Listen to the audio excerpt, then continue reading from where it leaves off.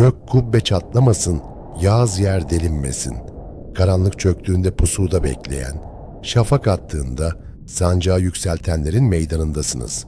Ataların unutturulmuş vasiyeti, tarihin kanla yazılmış gizli mührü. Bugün Börübudu'nun nefesiyle yeniden can buluyor. Gözü pek olanın, törebilenin, diz çökmeyenlerin sofrası kuruldu. Eski çağların gür sesi, bugünün hakikatiyle birleşiyor. Pusatlar parlasın, akıllar keskinleşsin. Börübudun teşkilatına hoş geldiniz.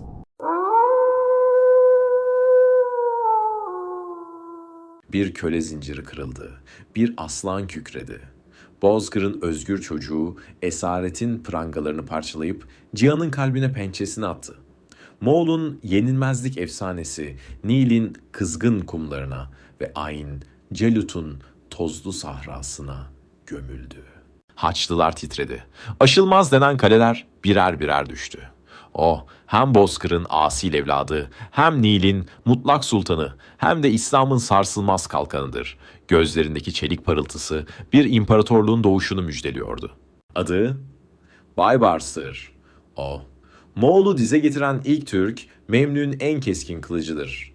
Satranç tahtasında Moğol hanlarını, savaş meydanında Haçlı krallarını mat eden o deha, şimdi huzurunuzda.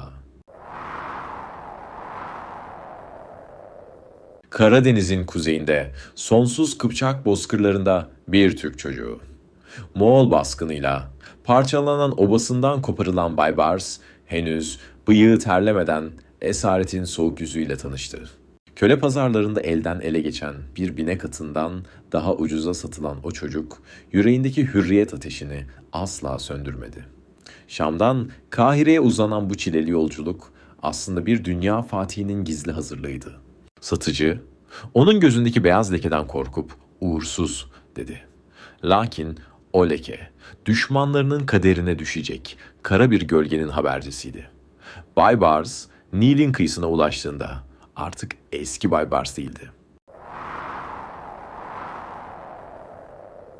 Nil Nehri üzerindeki Ravda Adası'nda demir disiplinli bir kışla Baybars, Sultan Salih Eyyub'un Bahri Memlükleri arasında seçildi.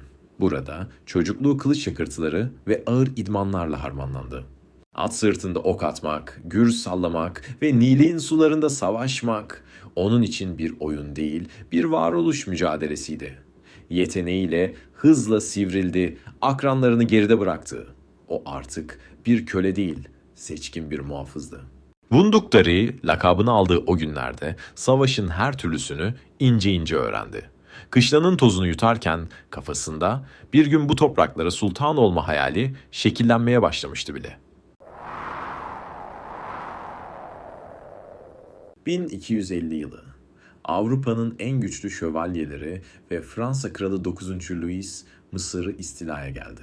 Şehir kuşatılmış, umutlar tükenmişti. Ta ki Baybars sahneye çıkana kadar. Baybars, Haçlı ordusunu şehrin dar sokaklarına çeken o müthiş pusu stratejisini kurdu. Şövalyeler kapana kısıldı. Ağır zırhları içinde Nil'in balçığına gömüldüler. Baybars'ın kılıcı o gün adeta kan içti. Bir kralı esir alan o komutan tüm İslam dünyasının diline düştü. Mansure, Baybars'ın askeri dehasının dünyaya ilk büyük ilanıydı. Haçlılar için sonun başlangıcı gelmişti. Doğudan gelen o kara bulut Bağdat'ı yerle bir etti. Halife katledildi, kütüphaneler yakıldı. Hülagu Han'ın yenilmez ordusu şimdi gözünü Mısır'a dikmişti. Kahire'ye gelen Moğol elçileri kan donduran bir mektup getirdi. Teslim olun, yoksa yok olacaksınız. Korku bir veba gibi şehre yayıldı. Sultanlar ve beyler ne yapacağını bilemiyordu. Baybars, elçilerin getirdiği o mektuba yırtıyormuşçasına baktı. "Ölmek, bu köpeklere teslim olmaktan evladır," diyerek Moğol elçilerinin kellesini Kahire kapılarına astırdı. Geri dönüş yoktu. 1260 yılı. Tüm dünyanın kaderi Filistin'deki küçük bir vadiye Ayn Celut'a kilitlendi.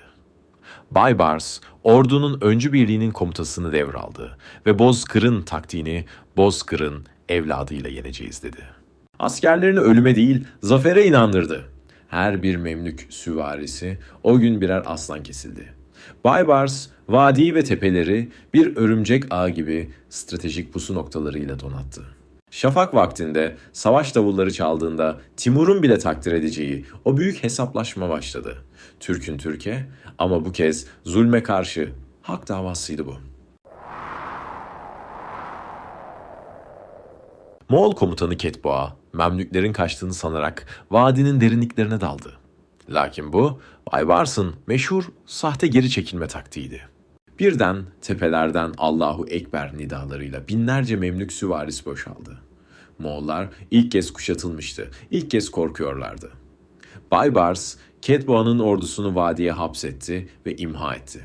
Moğol'un yenilmezlik efsanesi o gün Ayn-Calut'un toprağına gömüldü. Baybars bizzat savaşın ortasında kılıç sallayarak tarihi elleriyle yeniden yazdı. Cihan nefes aldı. Zaferin ardından Sultan Kutuz ile yaşanan anlaşmazlık trajik bir sonla bitti.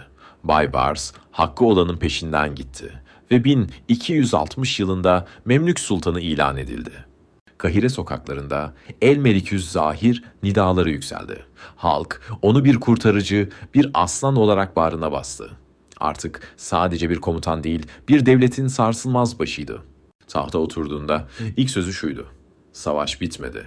Asıl şimdi başlıyor." Devleti yeniden inşa etmek, orduyu güçlendirmek için kolları sıvadı. Baybars devri başlıyordu. Baybars biliyordu ki, bilgi kılıçtan daha keskindir. Şam'dan Kahire'ye, Hicaz'dan Anadolu'ya kadar uzanan Berid adlı muazzam bir posta ve istihbarat ağı kurdu. Menzillerde bekleyen hızlı atlar ve eğitimli posta güvercinleri sayesinde dünyanın öbür ucundaki bir olaydan birkaç gün içinde haberdar oluyordu. O, dünyayı oturduğu yerden parmağında oynatıyordu.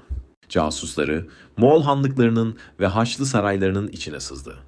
Baybars, düşmanının ne düşündüğünü onlar daha harekete geçmeden biliyordu.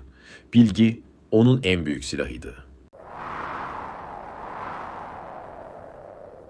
Doğudaki Haçlı varlığının en güçlü kalesi olan Antakya Prensliği Baybars'ın hedefindeydi. 1268 yılında şehri kuşattığında Sur'daki şövalyeler karşılarında bir komutan değil bir Azrail gördüler. Devasa mancınıklar Antakya surlarını döverken Baybars askerlerinin en önündeydi. Şehir düştüğünde 170 yıllık Haçlı hakimiyeti bir günde tozla buz oldu. Prensliğin kapısına Türk mührü vuruldu. Baybars, prensliğin düşüşünü kaçan prens Bohemon'da yazdığı o meşhur ve alaycı mektupla bildirdi. "Eğer orada olsaydın kılıcımın tadına bakardın." Sözü Haçlı dünyasını titretti. Moğolların Bağdat'ı yıkmasıyla İslam dünyası başsız kalmıştı. Baybars, siyasi dehasını konuşturarak katliamdan kurtulan bir Abbasi şehzadesini Kahire'ye getirdi. Onu görkemli bir törenle halife ilan ederek hilafet makamının koruyuculuğunu üstlendi. Artık sadece askeri bir güç değil, tüm Müslümanların manevi hamisi ve meşru lideriydi. Kahire, Bağdat'ın yerini alarak İslam dünyasının yeni merkezi oldu. Baybars, Türk kılıcıyla İslam'ın sancağını yeniden ayağa kaldırmıştı. Dünyanın en güçlü kalesi olarak bilinen, aşılamaz denilen Hüsnül Ekrat, Baybars'ın ordularının önünde bir engel olarak duruyordu. Şövalyeler bu devasa taş yığınının içinde kendilerini güvende sanıyorlardı. Baybars, devasa kuşatma makineleriyle kale surlarını döverken aynı zamanda psikolojik bir harp başlattı. Sahte mektuplar ve casuslarla kale içindeki direnci kırdı. Aşılmaz denilen o burçlara Türk'ün sarı sancağını dikti. Kale düştüğünde Haçlıların doğudaki en büyük savunma hattı çökmüştü. Baybars, kaleyi bir harabeye çevirmek yerine onu İslam'ın sarsılmaz bir karakolu haline getirdi. Baybars, Moğolları yalnızca savaşla değil, diplomasiyle de kuşattı. kuzeydeki Altın Orda Hanlığı'nın Müslüman hükümdarı Berkhan ile tarihin en stratejik ittifaklarından birini kurdu. İki Türk lider İlhanlılara karşı güçlerini birleştirdi. Bu, Moğol'un Moğol'a ama Türk'ün Türk'le omuz omuza verdiği bir satranç hamlesiydi. Hülagü, Han, kuzeyden gelen bu tehditle sarsıldı. Nil'den İdil Nehri'ne kadar uzanan bu kutlu bağ, İslam dünyasını yok olmaktan kurtaran asıl kalkan oldu. Baybars, cihan siyasetinin mutlak hakimiydi. Yıllarca kale işlerinde gizlenerek dehşet saçan, sultanlara suikast düzenleyen Haşhaşi kalıntıları Baybars'ın gazabından kaçamadı. Suriye ve İran dağlarındaki Sarp kaleleri tek tek kuşatıldı. Baybars bu karanlık tarikatı ne kılıçla ne de diplomasiyle değil, mutlak bir otoriteyle tasfiye etti. Kaleleri yerle bir edildi, suikastçılar karanlığa gömüldü. Bölgede huzuru tesis eden sultan, insanların korkusuzca sokaklarda yürümesini sağladı. Düzenin sultanı, unvanını kanıyla kazandı. Anadolu Selçuklu Devleti Moğol istilası altında inliyordu. Selçuklu vezirleri ve beyleri gizlice Kahire'ye elçi göndererek "Gel bizi bu zulümden kurtar" diye yalvardılar. Baybars, kendisini çağıran sesin bir tuzak mı yoksa bir hakikat mi olduğunu bilmeden sadece Türk'ün töresi ve İslam'ın izzeti için Anadolu'ya yürüme kararı aldı. Atlar kuzeye, kadim topraklara, Anadolu'nun kalbine doğru şahlandı. Baybars artık tüm Türk dünyasının tek ümidiydi. 1277 yılı. Elbistan Ovası'nda Moğol ordusu ve onlara tabi olan güçler Türklerin gelişini bekliyordu. Baybars, Moğol'un yüzüne bir kez daha Türk'ün tokatını aşk etmeye geldi. Savaş öyle şiddetliydi ki Moğol ordusu ne olduğunu anlamadan parçalandı. Baybars bizzat savaşın göbeğinde elinde aslan başlı kılıcıyla Moğol saflarını darmadağın etti. Moğolların yenilmezlik masalı Anadolu topraklarında ikinci kez bitti. Baybars zaferini Elbistan'ın kanlı meydanında mühürledi. Baybars zaferden sonra Kayseri'ye girdi. Şehir halkı onu büyük bir coşkuyla karşıladı. Selçuklu tahtına oturdu ve kendi adına hutbe okutup sikke bastırdı. Anadolu'nun gerçek sultanı olduğunu tüm cihana ilan etti. Camilerde onun adı yankılanırken Moğol korkusu yerini Türk gururuna bıraktı. Kayseri Kalesi'nde otururken gözleri uzaklara, daha öteye baktı.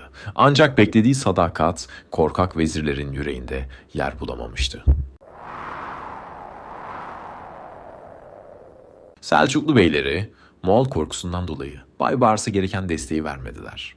Baybars, "Sizi kurtarmaya geldim ama siz köleliği seçtiniz" diyerek hüzünle geri dönme kararı aldı. Ordusunu toplayıp Şam'a doğru yola çıkarken Anadolu'ya son bir kez baktı. Bu bir kaçış değil, bir sitemdi. Arkasında özgür bıraktığı ama korkaklığa teslim olmuş bir coğrafya bırakıyordu. Anadolu halkı onun arkasından gözyaşı döktü. Aslan gidiyor, kurtların uluması yeniden başlıyordu. Savaşlardan arta kalan zamanlarda Baybars ülkesini bir nakış gibi işledi. Kanallar açtırdı, köprüler kurdurdu. Camiler ve hastaneler inşa etti. Onun adaleti Nil'in suyu kadar bereketliydi. Fukarayı doyurdu, korudu. Ticareti canlandırdı. Memlük devleti onun ellerinde altın çağını yaşadı. Kahire ve Şam dünyanın en modern ve en güvenli şehirleri haline geldi. Baybars sadece kılıcıyla değil, mührüyle de hükmediyordu. 1277 yılında Şam'da.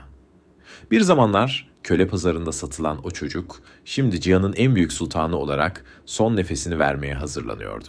Hastalığının pençesinde bile gözlerindeki o aslan parıltısı sönmedi. "Ben görevimi yaptım, Moğol'u durdurdum, İslam'ı korudum" dedi ve ebediyete yürüdü. Ölüm haberi geldiğinde Nil'den Fırat'a kadar tüm coğrafya yasa boğuldu. Aslan ebedi uykuya dalmıştı.